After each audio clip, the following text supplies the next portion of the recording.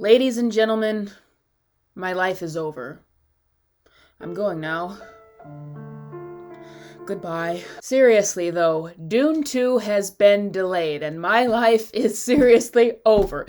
Dune Part 2 was the only movie that I was looking forward to for the rest of 2023. And I've been hearing a lot of people say the exact same thing. Dune Part 2, last movie of 2023 that I had any hype to see at all. There is nothing left. There is nothing left to see this year. I mean, I guess there's some smaller films like The Creator I was going to give a chance, but I mean, think about what we've got for the rest of 2023. We've got Aquaman 2, which we know is going to be a flop. We've got The Marvels. We've got Wonka. There's nothing else to watch this year. I'm sorry. Let's get into it. Why was Dune Part 2 delayed? After all, they had a good release date. They had the only big movie of the rest of the year. They had started their marketing campaign a long time ago. Why was it delayed? It was delayed because of the strike. Specifically, the SAG strike with Hollywood, WB specifically, saying that they were afraid to promote the film without their actors. They were afraid that they would lose money on it for the fact that they could not promote the movie with their actors.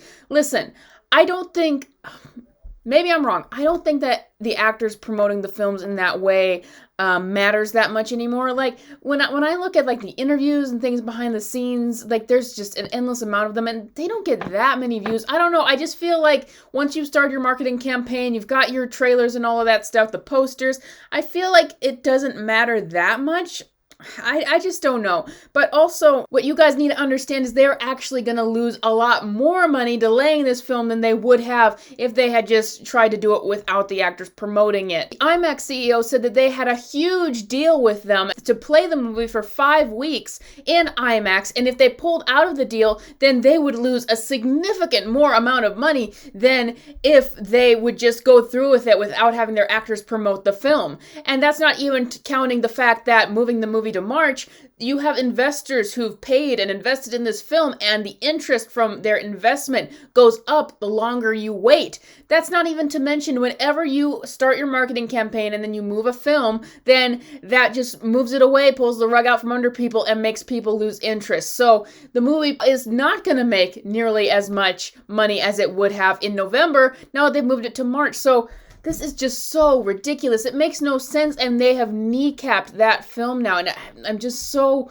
upset about that. And they're doing it, once again, because of the strikes. And they say, what this tells you, first of all, is that the Hollywood studios behind the scenes, fully expect this strike to go on to 2024. But that makes me so nervous. First of all, I'm upset about it because I'm like, why can't you just come to an agreement with the actors and the writers? I know that there's a lot of different details to it, but the WGA put out the other day that if the Hollywood studios would just kowtow to their agreement, then that would only cost the Hollywood studios 0.21% of their income. So it actually wouldn't cost them that much, but Hollywood is still trying to figure out how to use AI to fix everything, and that's not going to work. AI can just take from things that already exist. You're not going to get anything original from that, and that's why a judge recently ruled that AI work cannot be copyrightable, but Hollywood's trying to copyright it. It's just so ridiculous to me, but this is why it makes me so upset. Not just because we've lost the one movie that I was really looking forward to the rest of the year, but because now that movie is gone, what are the theaters going to do? Because I'm constantly worried, what if these theaters shut down? Like there's nothing left this year. There's nothing left. Aquaman 2, there is a reason why Dune 2 is the one movie to move, because they know that is the one movie that anyone cares about. No one cares about The Marvels. No one cares about Aquaman 2.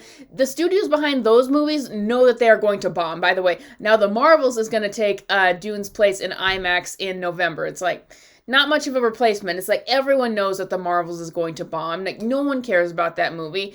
Aquaman 2, we've talked about on this channel before. WB is afraid of releasing that movie because of how bad it is, and that is why I think that it's actually a blessing to these studios that they're like, oh, we don't have to have our actors come out and promote these films. We can just have them fly under the radar. But the problem is that I've talked about it so much on here. There just are not that much in the way of movies that Hollywood is releasing that really bring people to the theaters anymore. And so, and on top of all of that, after the lockdowns and everything, they're going through another time where they're barely going to have anything that anyone wants to see in the theaters. And that's not even counting that after if we finally get done with the writer's strike and the actor's strike, that you have that huge gap of time where nothing has been written. And because if you're a part of the WGA, you can't write anything during this time.